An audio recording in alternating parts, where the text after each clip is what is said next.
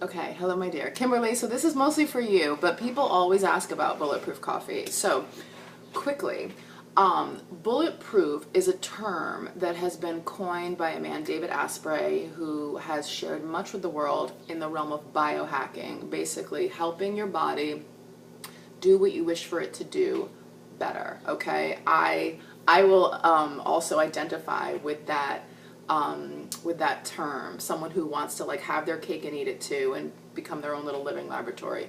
Anyway, so Bulletproof Coffee is a bean.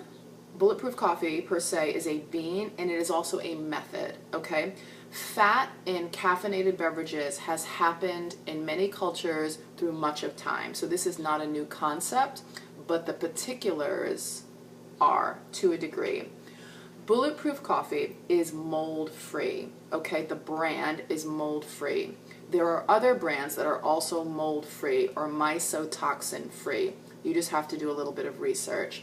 The reason why that matters is, and a reason why coffee has gotten a bad rap, is because it taxes, or it can tax, our adrenal glands, which releases cortisol. Cortisol is a stress hormone.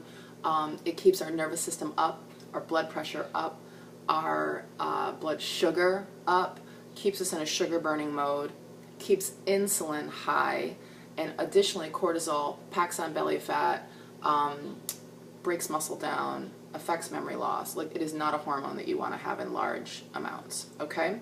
So either large amounts of coffee and or coffee with mold in it can raise cortisol levels, okay? So the way to get around that is to choose brands that are known to have less mold or no mold, Bulletproof being one of them. There are others.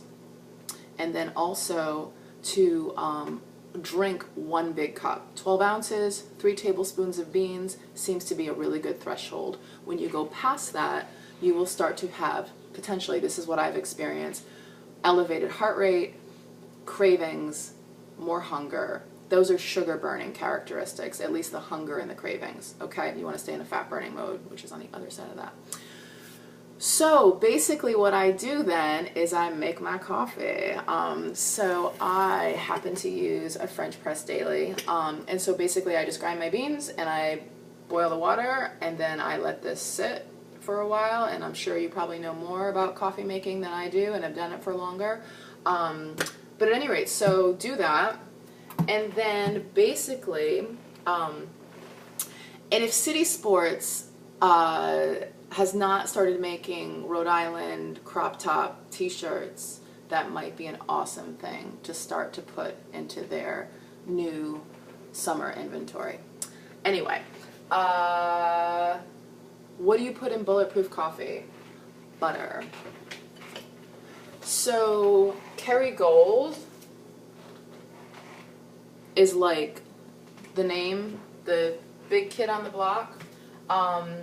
I just put a tablespoon in, and I would really encourage you to not use more. A lot of people start to go nutty about fat burning stuff and start to just use a ton of fat in lots of things. And the truth is, 2 things. A, you'll feel more full. Great. But B, if you have weight loss as a goal, calories count, okay? So don't load it up. A friend, sponsor and mentor, Mike Watts, made me Bulletproof Coffee one time with like tablespoons of butter and coconut oil, and the truth is, if you drink or consume loads of calories each and every day, you will gain weight, or you will certainly not lose weight, okay? So fat enables us to stay satiated for longer, as well as to tap into our own reserves, which is so exciting. Okay, so there's that. So a tablespoon of that. I actually put a little bit of protein powder in mine, and I'm so excited for USANA's Soul protein powder to be coming out very soon. And I do that because I use this when I get hungry. I have not eaten yet today. I use this when I get hungry, and that happens after I work out. And so the whole thing with it though is, for me, if there's any sort of muscle work, there's just no concern that I am not getting replenished. Like I'm not missing out on something that might be necessary to help rebuild my body now that I've expended more energy. Okay? So at any rate, and then how I doctor my delicious beverage up is I put, I started using stevia because I was like, you know what, I am not going to keep putting this hair shirt on of an unsweetened beverage, and I'm doing it in a way that has no calories, has like is no glycemic, and it is tasty. And then I put vanilla extract. Like this has changed through time. Peppermint extract is freaking unbelievable. But I've been using vanilla extract and cinnamon. And I totally messed up yesterday and I put cayenne pepper in my thingy because I thought it was a cinnamon. Sweet and spicy is like pretty freaking amazing. And what was so funny to me was I kept trying. It's like, why isn't this coming out as fast as I generally wish? Because you generally don't want loads of cayenne pepper in any given thing. Anyway, all right, so that's that, yeah? These are all these things. A little bit of protein powder, tablespoon of grass-fed butter, a bit of vanilla extract, a bit of stevia, a couple shakes of cinnamon, or like one big thing of cinnamon, a couple shakes of cayenne pepper because I'm crazy, and it's delicious. And then I do this.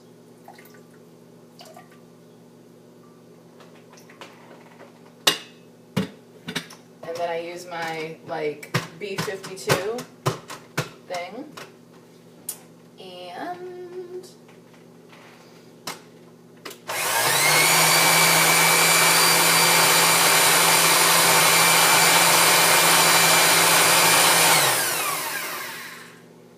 voila. And that is basically it.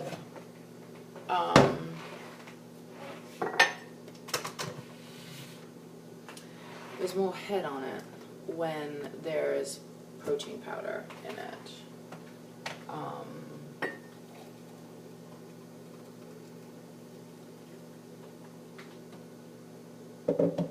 Yeah.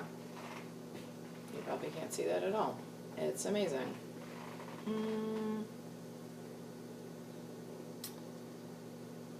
And then basically, I used a little more stevia than I needed.